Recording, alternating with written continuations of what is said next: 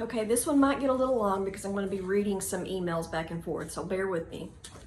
So in addition to receiving that email from the Texas State Regent this morning, I got another email, as I'm sure all Texas Daughters did, which was the Texas Bulletin. And this is her memo that she put out. So I'm going to just read the first part of it, and here we go. It says, "Dear Texas Daughters, first I want to thank you for the kindness and love you showed me as I attended workshops in every district across the state. Thank you for your willingness to discuss difficult issues with dignity and compassion. I admire that most Texas Daughters refuse to yield to wild internet rumors that disparage our leadership or claim that we are hiding information. My summer Texas tour is proof to the contrary." Here's the part that is important. "Please know that I am willing to discuss any issue with Texas Daughters who have an open heart and mind." Okay, so there's that. And the reason why it's important for me to read that is because I have asked the Texas State Regent so many times to meet with me that I've lost count. Now, I have not asked her to meet with me since the district workshop. I think that ship has sailed. I'll say too that there are things that she has said about me personally in emails where state and national officers were copied that I believe were defamatory. They were defamatory. I asked her to retract those statements and I got crickets. I got absolutely no response. So I think that ship has sailed, but I wanted to give that background to say that I've asked her many times, and I'm going to read you some of these emails that I sent to her in September of last year in 2024. So bear with me. So this is July 3rd, 2024. It says, "Miss Johnston, I feel as though we have started off on the wrong footing. I know the written word can seem cold and combative at times, especially when the two correspondents don't know each other personally. My request for an in-person meeting was an attempt for you to hear me and let me hear you, and I feel very confident that we would probably like each other, if not become friends. I remember my mother speaking very fondly of you after she met you at an event." Okay, so that was the opening of the email. And I guess I didn't get a response. She and I had been emailing back and forth, and she'd already told me she would not meet with me. So that was my response to her, and I never heard back. So then after Fall Forum in September of 2024, I sent her this email.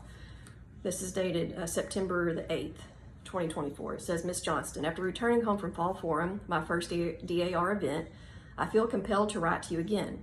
First, I want to say how much I enjoyed Fall Forum. I learned so much and particularly enjoyed Ms. Cruzco's presentation and am inspired to be our chapter registrar next term. I have two very close friends who have relatives in the DAR, and I plan to recruit them and use their application process as practice. I also enjoyed Ms. Johann's presentation and was impressed with her knowledge and ambition to streamline the technology for the Texas DAR. I know she'll get the job done. I very much wanted to introduce myself to you during Fall Forum, but I was unsure if it was the wise thing to do given the tension we've had through emails and social media. Ms. Johnston, please consider meeting with me very soon. I have every desire to be friends and to find common ground. I want very much to promote the DAR and not to tear it down. I love the mission and am proud to call myself a daughter of the American Revolution. Would you please consider meeting with me in person? I am happy to make the drive." And she responded to me, I think that the next day, maybe even that night. She said, "Laura, I'm glad that you enjoyed Fall Forum. It takes a tremendous amount of work from many people to create a successful and informative event. I'm very proud of and indebted to the many Texas Daughters who worked hard on this. Given the fact that you seem to spend most of your time attempting to convince other daughters to try to force NSDAR down the path of engaging in a political and/or legal fight with the government, I do not see that it would be a good use of either of our time to meet. You may believe that you have the skills to persuade me to change my mind. That is not possible. I believe that your efforts undermine and threaten our society. If you know nothing else about me, you should know that I am deeply dedicated to DAR and believe in its principles and good work. We are apolitical. In my opinion, your efforts to rectify what you consider to be wrong would be much more effective if directed towards your elected representatives." And here's my response to her. I won't read the whole thing, but essentially, here's the opening. "Ms. Johnston, thank you for your email. Although I'm disappointed that you are unwilling to meet with me, I was looking forward to getting to know you personally and become friendly, and I was not expecting to change your mind on this issue, but rather seek a common ground somehow in good faith. I want a non-combative relationship with you and seek a mutual respect for each other's different views. I accept that you are unwilling to change your mind. However, I am very open to changing my mind. Would you be willing to help me with that? I think one of the main issues is no one will engage me and others in any meaningful way to explain why NSDAR will be subject to legal fights with the government, or what the nature of threats to our society would be. There is no press release or official statement or legal opinion which outlays why the original bylaw language needed to change. I'm trying to decide if I want to read all this to y'all because it's long, but you get the picture.